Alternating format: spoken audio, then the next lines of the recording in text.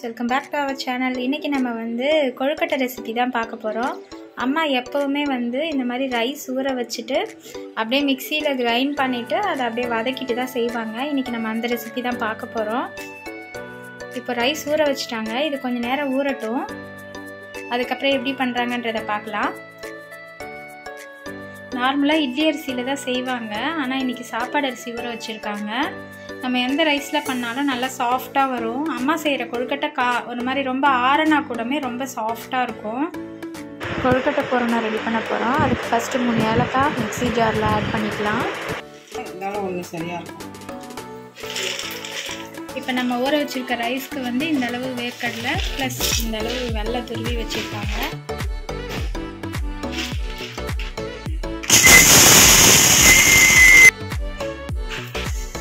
கொஞ்சம் வேர்க்கடலையை கிரைண்ட் பண்ணதுக்கு அப்புறமா வெள்ளத்தை ஆட் பண்ணிக்கிறோம்.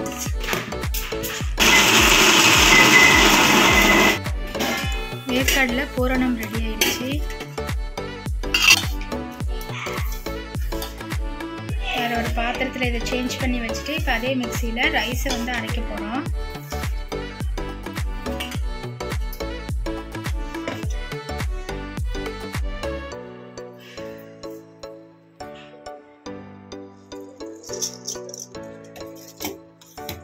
இப்போ ஊற வச்ச ரைஸை வந்து மிக்சியில் ஆட் பண்ணிக்கிறோம். தண்ணி எவ்வளோன்னா ஊற்றிக்கலாம்லம்மா?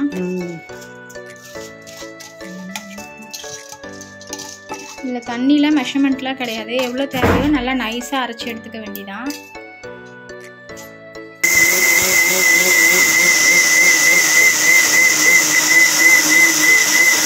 உப்பு கொஞ்சமாக ஆட் பண்ணிக்கலாம். இந்த அளவு நல்லா நைஸாக அரைச்சிருக்காங்க, இன்னும் கொஞ்சம் நைஸாக அரைக்கணும்லம்மா?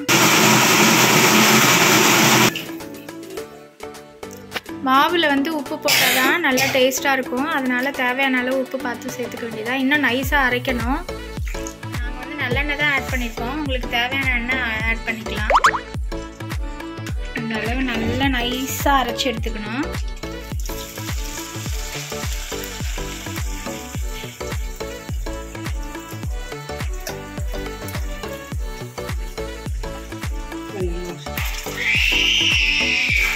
நல்லா தண்ணி சுண்டுற அளவு பொறுமையாக அப்படியே கிண்ட வேண்டியதான். எவ்வளோ தண்ணி இருந்தாலும் நல்லா இது கிண்டுறப்ப வந்துட்டு நல்லா சாஃப்டாக வரும். அரைச்சாலும் எண்ணெய் ஊற்றிருக்கனால நல்லா ஒட்டாமல் நல்லா கிண்ட முடியுது.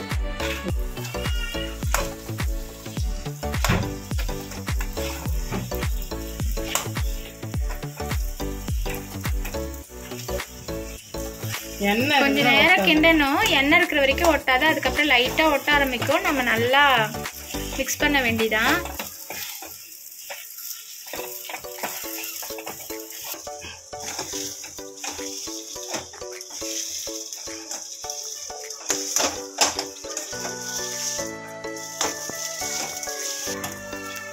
கரெக்டாக இந்த திட்டத்துக்கு நம்ம ஸ்டவ் ஆஃப் பண்ணிட வேண்டியதான். நம்ம ஒரு 1 ஹவருக்கு அப்புறம் கூட நம்ம இதை வந்து செய்யலாம். கொஞ்சம் லைட்டாக தண்ணி தெளிச்சுக்கிட்டு பண்ணிக்கலாம். அவ்வளோதான், ரெடி ஆயிடுச்சு. மூடி போட்டு ஒரு 1 ஹவர் கழிச்சு பார்க்கலாம்.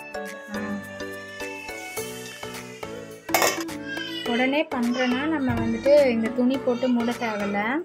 நாங்கள் கொஞ்சம் லேட்டாக பண்ண போகிறோன்றனால இப்படி துணி போட்டு மூடினோன்னா கொஞ்சம் மேலே இருக்கிறதுல கிறிஸ்பி ஆகாமல் இருக்கும், சாஃப்டாக இருக்கும். லைட்டாக தண்ணி தெளிச்சுட்டு நம்ம பசங்கன்னா கரெக்டாக இருக்கும். பாருங்கள், இப்போவே நல்லா மாவு வந்து வெந்துருச்சு.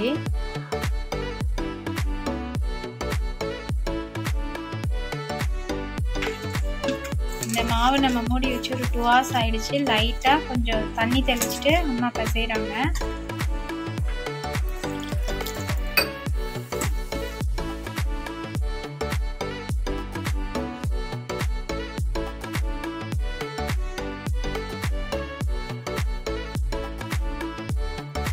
ஒரு 1/2 glass கிட்ட தண்ணி போட்டு பிசைஞ்சிருக்காங்க பாருங்கள். அப்பயுமே நல்லா சாஃப்டாக வந்துருச்சு மாவு.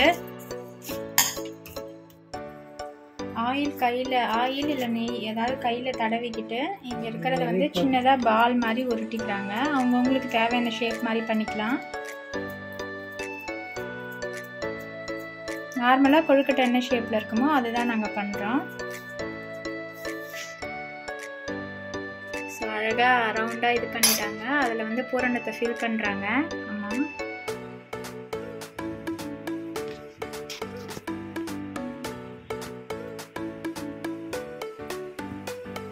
இது மாதிரி வந்துச்சுன்னு சொல்கிறேன்.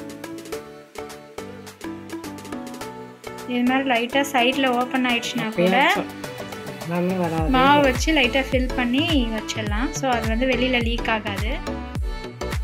நம்ம ஸ்டீமரில் வச்சாச்சு. அடுத்த பால் ரெடி பண்ணுறாங்க.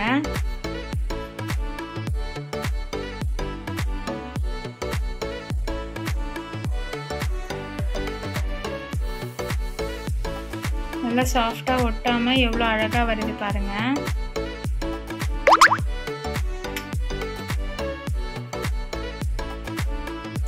கொழுக்கட்டைக்கு பூரணம் ஃபில் பண்ணியாச்சு.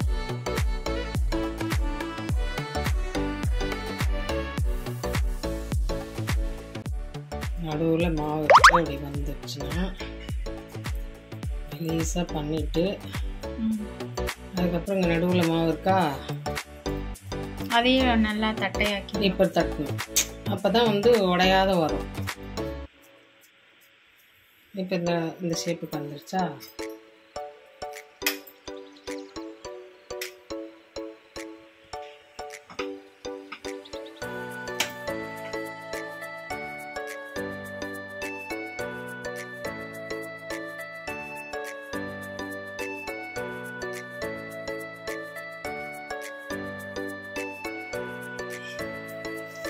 பாருங்க எவ்வளோ அழகாக சாஃப்டாக நல்லா மெலிசாக தட்டி வச்சுருக்காங்க. ஸோ வெள்ளை மாவு நம்ம அதிகமாக அரிசி மாவு வச்சோன்னா கூடமே அந்த டேஸ்ட் வந்து ஒரு மாதிரி டிஃப்ரெண்ட்டாக இருக்கும். பூரணம் கம்மியாக இருந்துச்சுன்னா.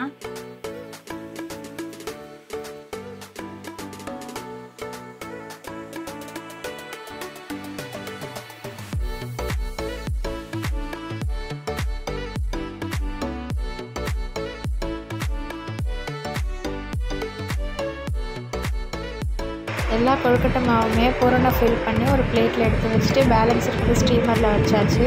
ஸ்டீமரில் வெந்துட்டுருக்கு. வெந்த உடனே பார்க்கலாம்.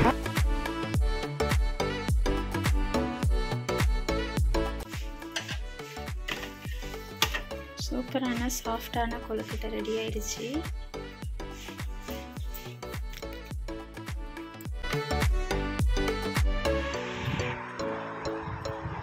சூப்பராக இருக்கா? தண்ணியோட ஃபேவரட் கொழுக்கட்டை. நல்லா என்ஜாய் பண்ணி சாப்பிட்டுட்ருக்கா. நல்லா சாஃப்டாக இருக்குது.